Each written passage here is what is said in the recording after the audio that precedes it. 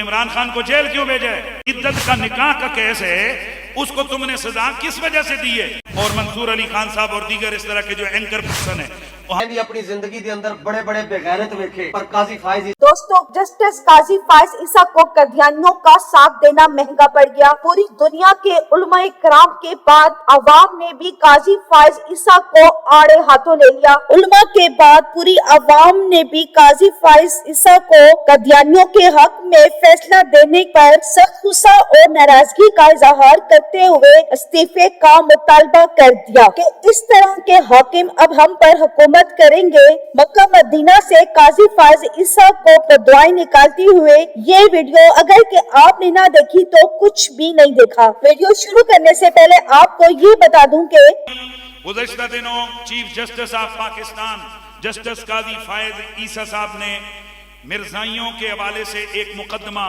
جو میں نے کہا جناب اگر آپ سے توہین عدالت نہیں برداشت ہوتی تو ہم سے توہین رسالت نہیں برداشت ہوتی۔ قادیانی مسلمان نہیں ہے، یہ جسٹس صاحب کو جو تکلیف ہو رہی ہے، اگر آپ کو بہت زیادہ تکلیف ہے تو آپ یہاں سے نکل کر دفع ہو جائیں، آپ ربے میں چلے جائیں۔ آپ جن کے میں بہت سارے ایسے اینکر ہیں کہ جن کو میں سمجھتا ہوں کہ وہ اپنے صحافتی اقدار میں بہت تگڑے ہیں، ان میں سے ایک منصور علی خان صاحب بھی ہیں، لیکن یہاں شاید اس چیف جسٹس کا بیڑا غرق کرتے میرے مولا پاک جس نے عمران خان واسطے برا سوچا ہے، اے اللہ کا بیڑا غرق کے ایسے کیس کو ختم کر دیا ہے قاضی فائز عیسیٰ نے کہ پاکستان کے مسلمانوں کے ساتھ ساتھ پوری دنیا کے مسلمانوں کی دل آزاری ہوئی ہے اور پوری دنیا سے لوگ قاضی فائز عیسیٰ کو لعن طعن کر رہے ہیں۔ قاضی فائز عیسیٰ کو فیصلہ دینے سے پہلے یہ سوچنا چاہیے تھا کہ یہ ایک مسلمان ملک ہے اور میں کس کے بارے میں فیصلہ دے رہا ہوں۔ تو دوستو آپ کو قاضی فائز عیسیٰ کا یہ فیصلہ کیسا لگا؟ اپنی قیمتی رائے کا اظہار کامنٹ سیکشن میں کریں۔ ویڈیو پسند آئے تو لائک کریں اور اس چینل کو سبسکرائب کر لیں تاکہ اس طرح کی نئی لیٹسٹ اپڈیٹ آپ کو بآسانی آ سکے۔ Thanks for watching.